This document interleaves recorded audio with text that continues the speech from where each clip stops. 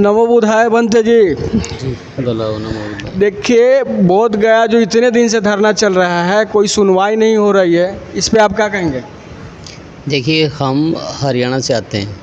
जब हम हरियाणा से चले बोध गया महाविहार मुक्ति आंदोलन के लिए तो बड़े उत्साह में थे, और जैसे जैसे जैसे बोध गया के करीब आते गए हमारा जो उत्साह था वो हतोत्साहित हो गया, क्योंकि यहाँ आकर के हमने देखा कि उस तरह का आंदोलन नहीं है और राजनीति ज़्यादा है। यहाँ बनते विनाचार्य जी ने ये मसला उठाया सोशल मीडिया के माध्यम से, और काफ़ी देश और विदेश तक ये बात पहुंची।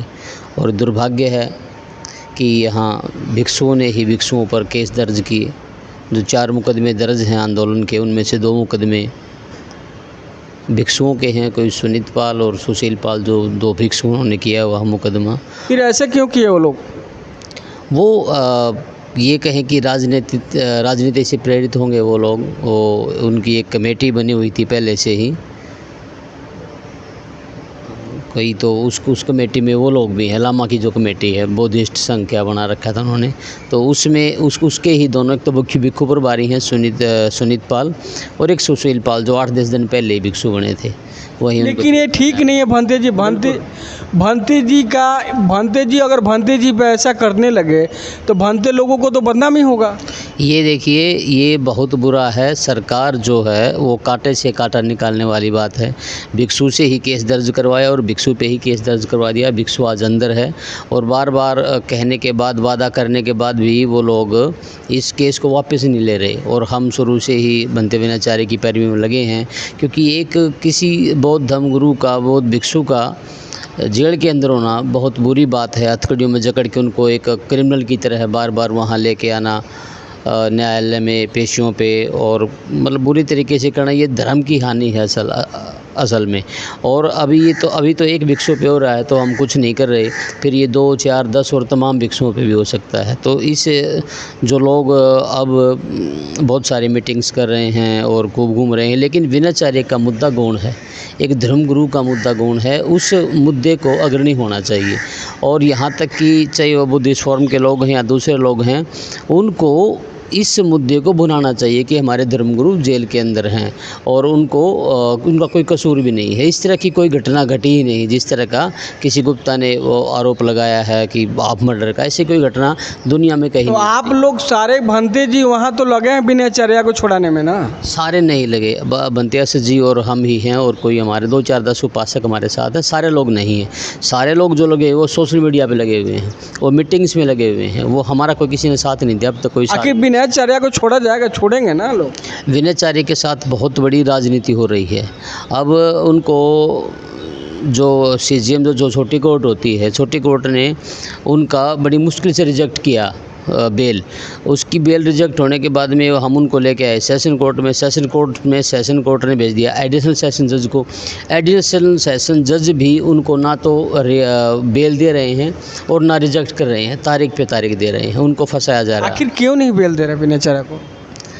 ये तो न्यायालय जाने क्यों नहीं दे रहे, और लेकिन ऐसा कोई ग्राउंड है नहीं। हमने बहुत सारे वकील से बात करी, बहुत सारे कानून के जानकारों से बात करी, तो लोग कह रहे हैं कि ऐसे इन मुकदमों में ऐसे रखा नहीं जाता। अब आप बताइए, जो उस दिन झगड़ा हुआ था रात को पटिशनर के अनुसार, जिन्होंने एफआईआर दर्ज कराई बनते विनाचार्य की, तो उन्होंने कहा कि किसी आदमी को जान से मार दिया, उसके दांत तोड़ दिए, उसका सिर फोड़ दिया और उसको बुरी तरीके से जख्मी कर दिया, लेकिन 4 महीने बाद भी वो डॉक्टरी रिपोर्ट पेश नहीं कर पा रहे। अब न्यायालय को देखना चाहिए कि डॉक्टरी रिपोर्ट रह कहाँ गई, आई क्यों नहीं। विनाचार्य पर यह बात को रखा गया था ना? हाँ जी, लेकिन अब तक वो जो हैं जिन्होंने एफआईआर दर्ज करवाई, वो लोग अब तक डॉक्टरी पेश नहीं कर पा रहे, और न्यायालय जो है वो इंतज़ार कर रहा है कि कब वो डॉक्टरी पेश करेंगे, कब उसके बिना पे विनाचार्य की रिहाई हम करेंगे। तो ये बड़ा अन्याय हो रहा है, और बौद्ध समाज के लोगों को और बौद्ध समाज के लोग ध्यान नहीं दे रहे हैं। और ये जो महाबोधि महाविहार का मसला है, एक ऐसी ही घटना हमारे देश में पहले घटी 1920 में। 1920 में जो ये सरदारों के जो मंदिर होते हैं, इन पे महंतों ने कब्जा कर रखा था, और 1920 में आंदोलन चलाया और सारे के सारे गुरुद्वारे माफ़ किए, आज़ाद कराए गए। 1925 में जाकर के गुरुद्वारा प्रबंधन कमेटी बनी, और उस कमेटी के अनुसार सारे जो गुरुद्वारे थे उन गुरुद्वारों की जिम्मेदारी सरदारों के पास आ गई और आज सरदार अपनी जिम्मेदारी निभा रहे हैं, अपने धर्म का प्रचार प्रसार अपने उस तरीके से कर रहे हैं। जैसे आर्टिकल 25 और 26 ये कहता है कि हम कोई भी भारत का आदमी अपने धर्म का प्रचार प्रसार कर सकता है, अपनी संस्थाएं बना सकता है और अपने अनुसार शादी विवाह सारे के सारे कार्यक्रम अपने धर्म के अनुसार कर सकता है। तो जैसा जितना अधिकार हिंदुओं को है, जितना ईसाइयों को, सिखों को है, उतना अधिकार हमें भी है।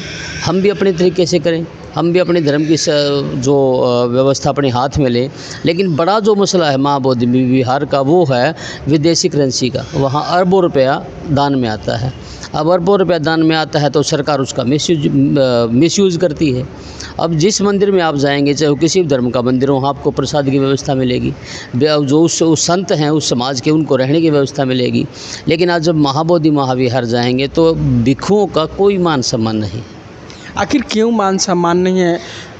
मतलब हिंदू कहता है कि हमारे, ब्राह्मण कहता है कि हमारे मंदिर है, भिक्षु जी बनते लोग कहते हैं कि हमारा बौद्ध विहार है, बौद्ध गया का मंदिर का मेरा है, तो फिर ब्राह्मण लोग छोड़ क्यों नहीं देते उसको? देखिए, इसका प्राचीन नाम उरुवेला है और सबसे पहले यहाँ भगवान बुद्ध बैठे यहाँ आकर के उन्होंने बोधि वृक्ष के ज्ञान की प्राप्ति करी। उससे पहले कोई प्रमाण नहीं है शिव का या किसी राम द्रौपदी किसी का कहानी का पर प्रमाण नहीं है।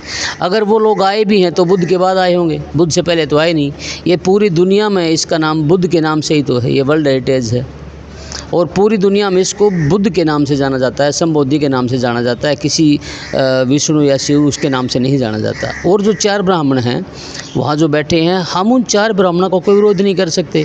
वो खुद थोड़ी बैठे हैं, उनको व्यवस्था ने बैठा रखा है, सरकार ने बैठा रखा है। अगर आज नीतीश सरकार जो यहाँ बिहार की सरकार है, बिहार कह दे कि ब्राह्मण बिहार खाली करो, तो आपको पता है एक पुलिस वाला डंडा लेकर आएगा और कहेगा पंडित जी डालो अपना सामान, और वो अपना झोला पैक करेंगे चले जाएंगे। सरकार खाली कराएगी तब नहीं? सरकार नहीं चाहती, क्योंकि वहाँ अरबों का मसला। आप समझिए, एक पेटी में करोड़ों रुपए आते हैं महीनों भर।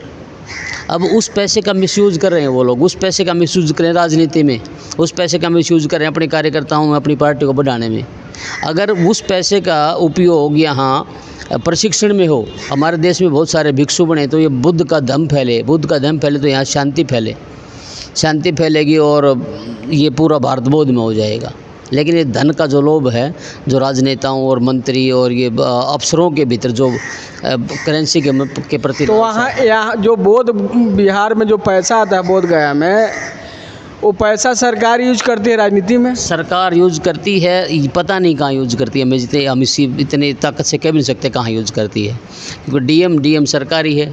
अब डीएम के माध्यम से वो पैसा सारा लेते हैं और वो पैसे की बंदरबाट होती होगी, मंत्री संतरियों में भी होती होगी, बड़े लोगों में होती होगी। और जो 4 बौद्धिस्ट हैं वो बौद्धिस्ट नाम के होते हैं, क्योंकि अगर 4 हिंदू इतने प्रभावशाली हैं तो 4 बौद्ध इतने प्रभावशाली क्यों नहीं? वो उसको क्यों नहीं मुक्त करा पा रहे? अब एक बात बताइए, आप गया के विष्णु मंदिर में जाएंगे तो उसके बाहर लिखा है कि यहाँ मुसलमानों का प्रवेश वर्जित है, और गया से 12 किलोमीटर दूर बोध गया है, वहाँ एक मुसलमान राज्यपाल आते हैं और जिस मंदिर में लिखा गया है कि यहाँ मुसलमानों का प्रवेश वर्जित है, वहीं से पुजारी को लेके आते हैं। और राज्यपाल तो वहाँ जाते हैं, जाके पूजा करते हैं, वहाँ जाके शिवलिंग का पूजा करते हैं। हमारी बात समझिए, हम वही तो कर रहे हैं। जब आप विष्णु के मंदिर में तो लिखते हैं कि ब्राह्मणों का मुसलमानों का प्रवेश वर्जित है, और वहीं के पुजारी एक मुसलमान राज्यपाल के साथ जाकर के भगवान बुद्ध के मंदिर में शिवलिंग की पूजा करते हैं। भाई आप वहाँ क्यों अलाउड नहीं करते मुसलमानों को अपने मंदिर में? हमारे मंदिर में क्यों लेके आते हो? वहाँ विष्णु तो वहाँ तुम शिव बताते हो, पर शिव के पास मुसलमान क्यों लेके आया? यानी कि आप लोग चाहते हैं कि जो हमारा जो महाविहार है उसको दूषित किया जाए, उसको खंडित किया जाए, उसकी गरिमा वैसी ना रहने दी जाए, उसमें और तरह के मंत्रोच्चारण हों, उसमें और तरह के पूजा पाठ, उसमें ढोलकी बजाए जाएँ, उसमें खड़तालें बजाई जाएँ, जबकि वहाँ शांति होनी चाहिए। तो आप लोगों को बोध गया जो है, आप लोगों को बीटीए ख़त्म करके सरकार देगी? बिल्कुल देना पड़ेगा, कभी ना कभी तो देगी। अगर ना देगी तो क्या कीजिएगा आप लोग? हम तो लगे हुए हैं, फिर हमसे अगली पीढ़ी लगेगी। और हमारी लड़ाई केवल ये बीटी एक्ट समाप्त हो जाए यहाँ तक नहीं है। जब तक ये भारत बौद्ध में नहीं हो जाता भिक्षु लगे रहेंगे, तब तक आप लगे रहेंगे। इनका क्या नाम है कि जब तक सरकार नहीं सुनती है तब तक हम लोग लगे रहेंगे, और सरकार को सुनना ही है। इस पे इन लगा का कहना है बनते जी लोग को नमो बुद्धाय, जय भीम।